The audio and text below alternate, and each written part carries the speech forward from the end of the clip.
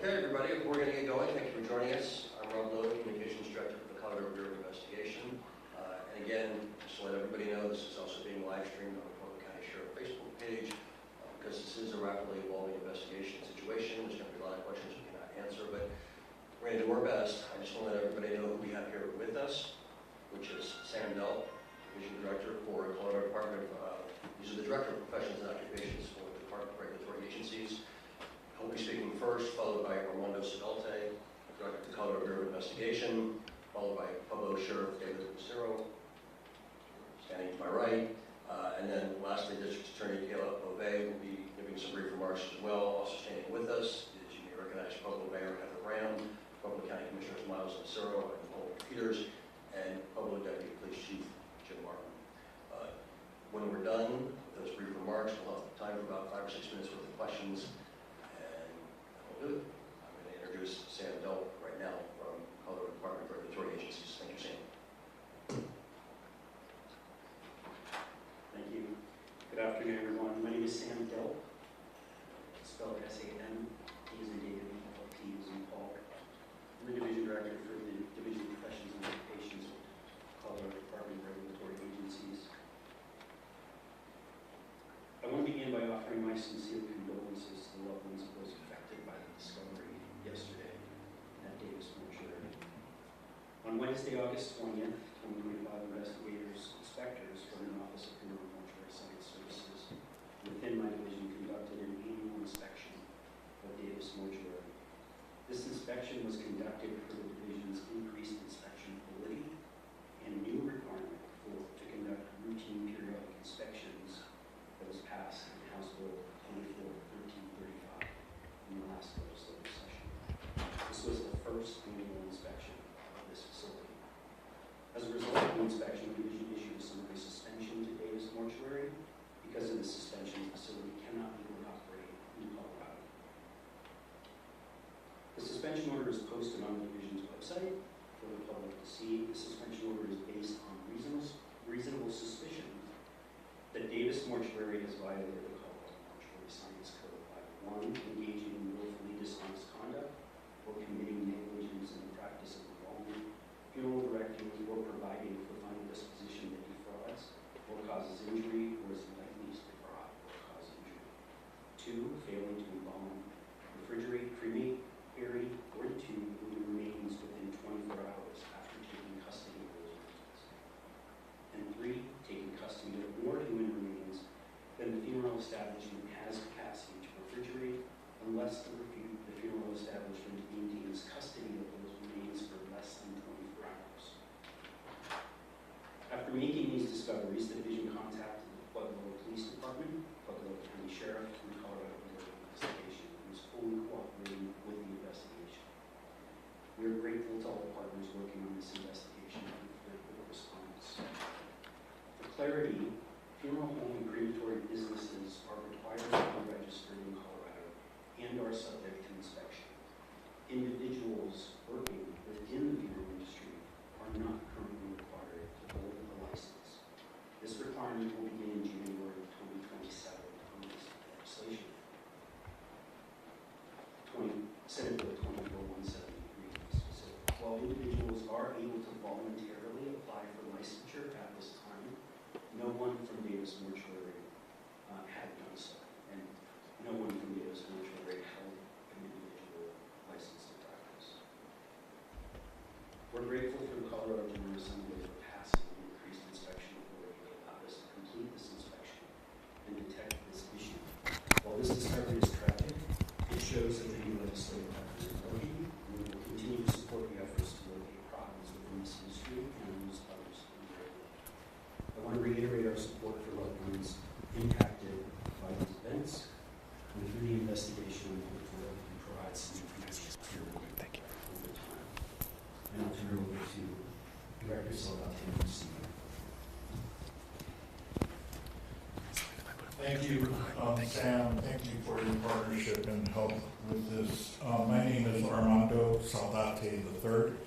It is spelled A-R-M-A-N-D-O. Last name is S-A-L-D-A-T-E. I am the CBI Director. Thank you for all being here today. I'm here to speak about a deeply disturbing and tragic situation involving the Davis Mortuary here in Pueblo. This is a day no one wants to see. We have received credible information that Davis Mortuary has been improperly storing human remains for years. This is a profound violation of trust and a heartbreaking betrayal of the families who entrusted their loved ones to this funeral home. I want to express my deepest and most sincere condolences to the families and loved ones of the deceased, whose remains have been so terribly disrespected. We know you are grieving, and this news only compounds your pain. We are committed to getting you the answers you deserve. I can confirm that the Colorado Bureau of Investigation, in partnership with our local law enforcement partners here in Pueblo, our county law enforcement partners, have launched a full-scale investigation into Davis Mortuary. In fact, we were first notified of this incident. I received notification from Executive Director of DORA, Patty Salazar, and Division Director Sam Delmar yesterday afternoon. As soon as we received that notification, received that preliminary information, me and my Deputy Director, Dan Bowles, and contacted our team down here in Pueblo. And those of you may know, we have quite a good footprint of investigators here in Pueblo that do exceptional work. These were some of the same investigators that were involved in the return to nature funeral home case that you are likely familiar with. As we speak, those investigators are on the premises executing search warrants to collect evidence and document the full scope of this tragedy. They are assisted, thankfully, by hazmat operators from the Colorado State Patrol. I'd like to thank Colonel Matt Packard. He immediately answered our call to assist. As you can only imagine, the situation of decomposing bodies in various states, we're getting an assessment in this entry with our investigators and hazmat operators to really see what does that entry look like and how do we process this scene. We know that you want answers and you want them now. I understand that urgency completely. However, this is a complex and painstaking process. We are at the very beginning of a thorough, methodical investigation. Our top priorities are to respectfully and humanely process the scene, identify all the deceased, and notify their families and loved ones. This will take some time, unfortunately. The good news, as I said, is we have some experience in this. The same investigators we have at the scene, some of the experts that worked on the return to nature funeral home are here in this room and have been assisting us since we first received the news from the inspection results of yesterday.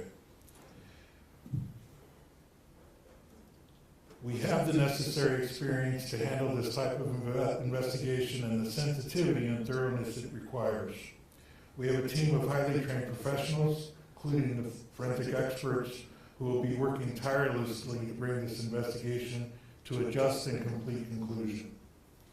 We're informed from the experience that we learned and the experiences we learned and lessons learned during the return to nature funeral home case. We're using those lessons learned and some of those methods, and we're exploring all our options to make sure we have the necessary resources to bring justice and some resolution to this case and answers to victims' families. I'd like to mention that the Colorado Department of Public Safety, Executive Director Stan Hilke, the Governor's Office, Governor Polis, the DORA, everyone back in Denver, they are offering their full support, giving us the necessary resources to address this. Today, Pueblo Sheriff enacting their Emergency Operations Center to bring us all together and to start organizing our efforts have really been helpful, and we're looking to explore further options there to bring every resource to bear to try to get results quickly. Please know that we'll be working as quickly as we can while ensuring we do not compromise the integrity of the investigation. We'll provide updates as soon as we have information that we can responsibly share. I'd also like to mention the Federal Bureau of Investigation. They helped in the return to nature case. They were a significant partner. As we assess the scene, I've spoken to the Special Agent in Charge, Mark Mikulek, of the Denver office. They've offered all the resources and have already been meeting with our investigators. In fact, their lead investigator, their special agent that helped in the return to nature case, was also at our briefings this morning and throughout the day. I want to share a TIPS phone number and email for anyone who may have information about this case. This is especially for victims and loved ones, and I know you've been calling, and you've been calling to find answers. Hopefully the number that you'll see on the screen behind me, 719-257-3359. Again, 719-257-3359, or alternatively an email, cbitips@state.co.us. Again, cbitips@state.co.us. If you or your loved ones have been utilized this funeral home, if you're wondering about your remains and how that was processed, that would be the number to call. We have victims assistants, victim specialists that are staffing those lines that will be working with our investigators. Please allow for some time. Right now our priority is on the scene, trying to get some answers, trying to start the body identification, but we will be working closely with that. And we've been offered assistance here from Pueblo County officials, the Sheriff's Office, the Police Department, as well as our own victim assistance program. So I will now pass it on, Rob. Sheriff Lucero, thank you, sir. Thank you, Director. Good afternoon, David Lucero, the Pueblo County Sheriff. First and foremost, I wanted to share, this is rocking our community. There's many lives that are affected here, and certainly our thoughts go out. And our prayers go out to those that are going to be affected as we continue to process this and if it continues to unfold. The Pueblo County Sheriff's Office, the Pueblo Police Department will be a support role in this investigation with CBI, as the Director mentioned. But I have been in contact with the Mayor's Office as well as the Board of County Commissioners and receive full support to support the efforts that CBI will need as this continues to the days, the months, the timeline that it will take for proper identification and proper processing. Again, I want to thank our partners that are here in this room. Thanks the media for being here and covering this story for us. And again, I just encourage that tip line that's displayed behind me. If people have information or want to reach out, that would be the best way to get a hold of us. So I'll turn it over to District Attorney Kayla Bovee to speak about her office as well. Thank you. Good afternoon. I'm Kayla Bovee, and I'm Pueblo County's District Attorney. I want to take a moment to assure the community that we are taking this matter with the seriousness that it deserves. We understand the importance of the trust within the system and that it is earned through action and accountability. This will undoubtedly be an emotional journey for families affected, and our hearts go out to them. We will work to ensure that they have guidance and are treated with fairness, respect, and dignity throughout this process.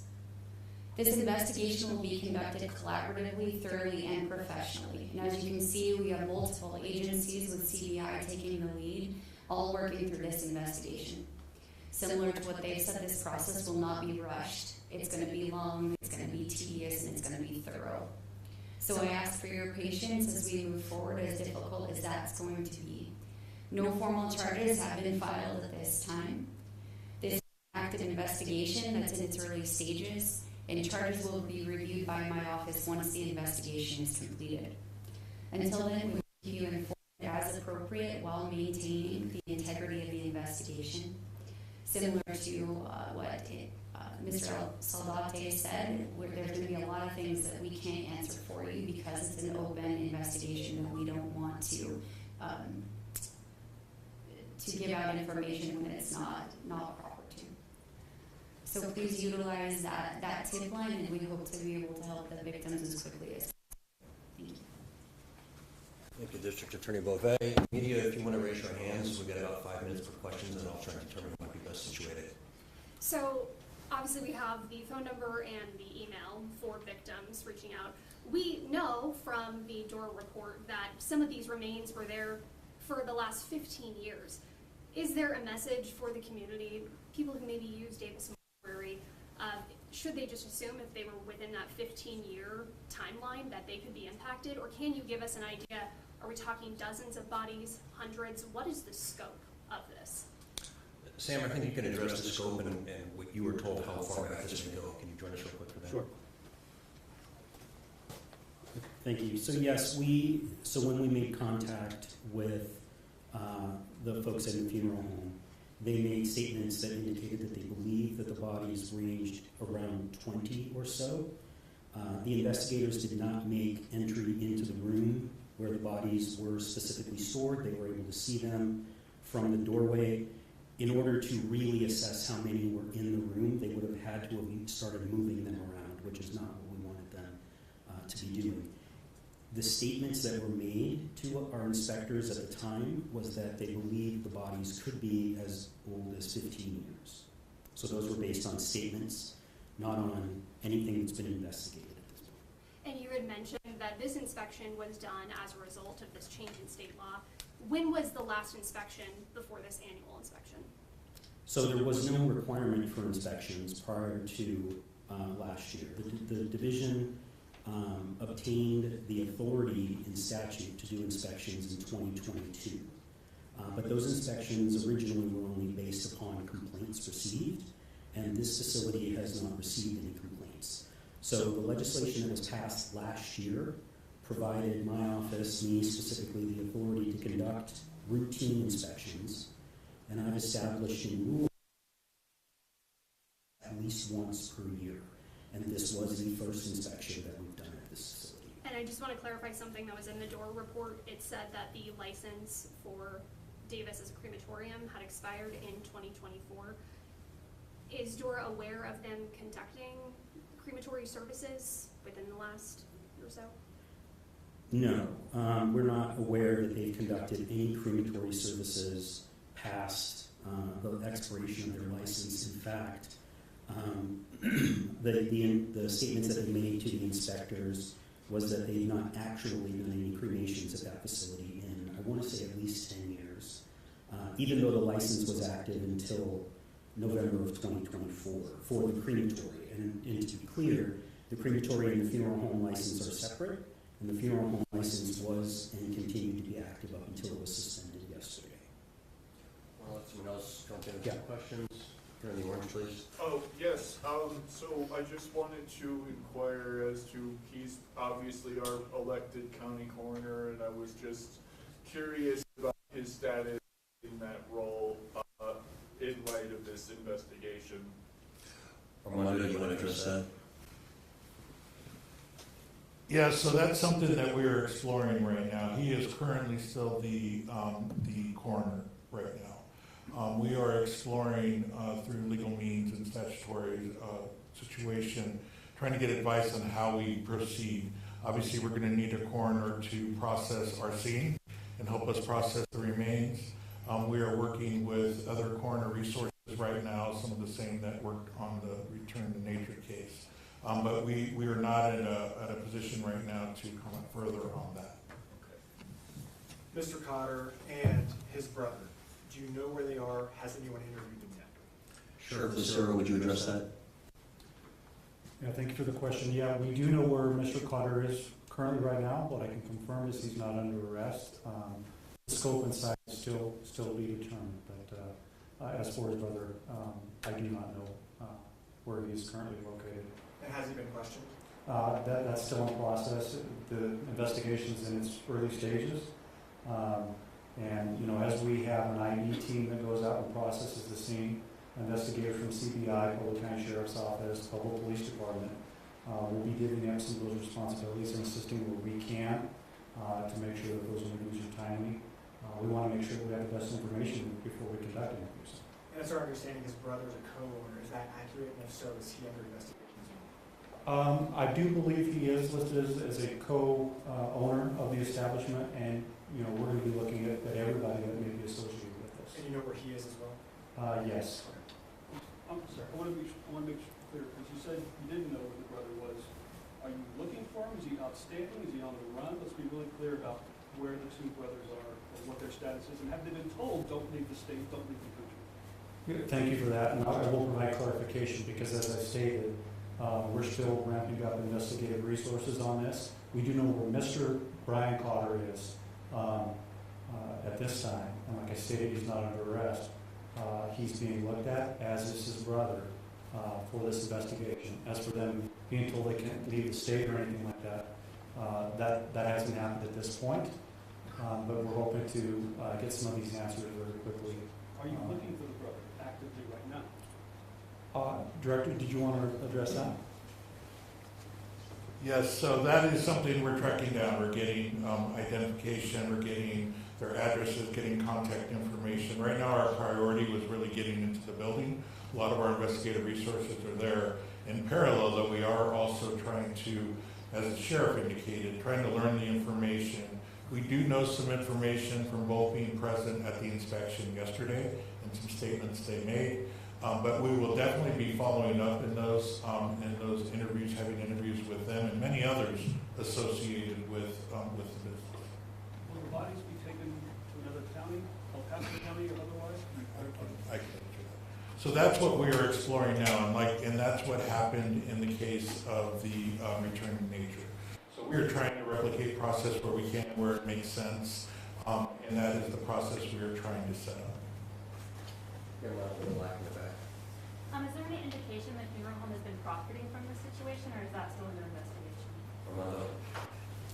Yes, that will be part of the investigation. So we are looking at all sorts of things around the information around how did they get in this situation, how did, how were people paid.